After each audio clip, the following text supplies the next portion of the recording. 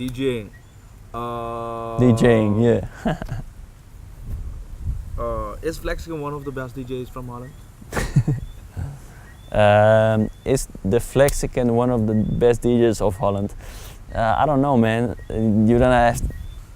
You can ask me, but I cannot. Yeah, I don't know. It's difficult to answer myself, but I can speak for myself and saying that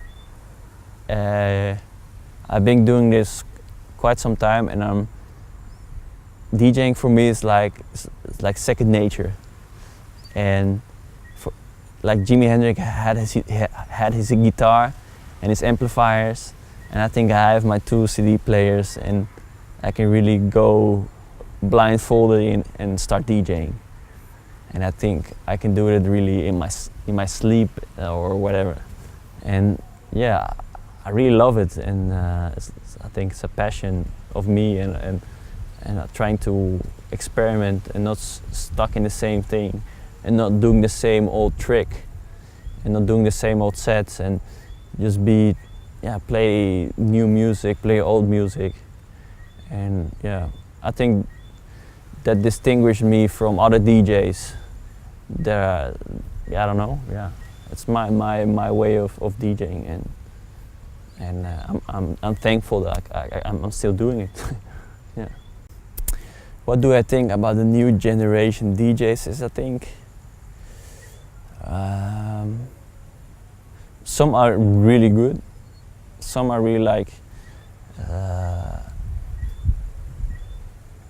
they're really technical, really fanatic with new music, playing a lot of new edits, stuff that I haven't heard before, so I'm really surprised when they DJ.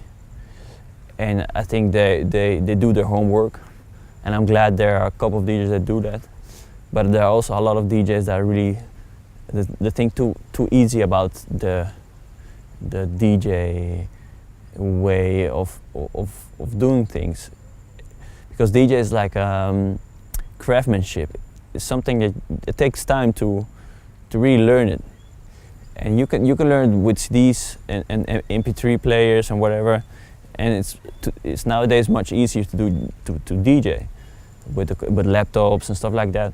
But before I was DJing with records, with vinyl records. So it was a big higher learning curve. So yeah, now it's easier, but sometimes the DJs think that they're already there when they're a little bit popular, and people starting to recognize them, but they're really not recognizing them of their DJing, but more about how they are on social media, how they are on being popular and getting more people to like them, instead of really showing them quality or they're playing all the hits that people want to hear. That's also, it's not a really sustainable way of DJing if you only focus on what people want to hear. You really have to bring something so that people can get new music from, and start finding out some new, discover some new artists of new sounds that I haven't heard before. But I think nowadays everything goes really like on a plain kind of way of clicking through music, and I think people don't really take the time to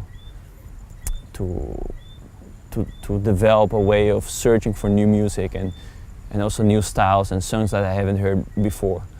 I think they all want to hear the same old songs every time, and that can be a really how do you say, not a really challenging way of doing things as a DJ, because I think as a DJ you have the privilege to play music and to get people in a good mood with things that's new to them, because you as the DJ can do all the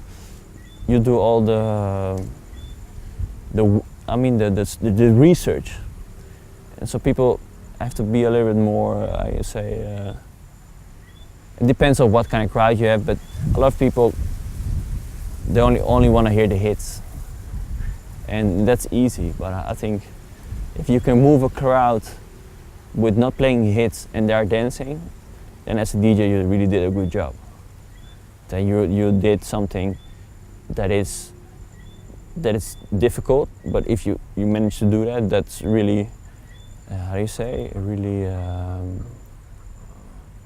really powerful. Yeah. Flex, you did a lot of things. Yeah. From doing the mixtapes for Top Notch to making the whole Flexican On album and doing, you know, international hits. Yeah. What's on the bucket list? What's on the Flexican's bucket list? What's on my bucket list as a DJ? As a producer DJ, yeah. I think what's on my bucket list is that it's still a cliche for me also to say that every time, but I really want to travel the world and play all around the world, and maybe on New Year's Eve to play at the same New Year's Eve, playing different continents. I think that's on my bucket list, that I can be playing 12 o'clock in Amsterdam and then fly from there 6 hours back to, I don't know, New York, and then from there going back in time every time to play in a different continent, a different country on a private jet. Yeah, man, that's still on my bucket list. And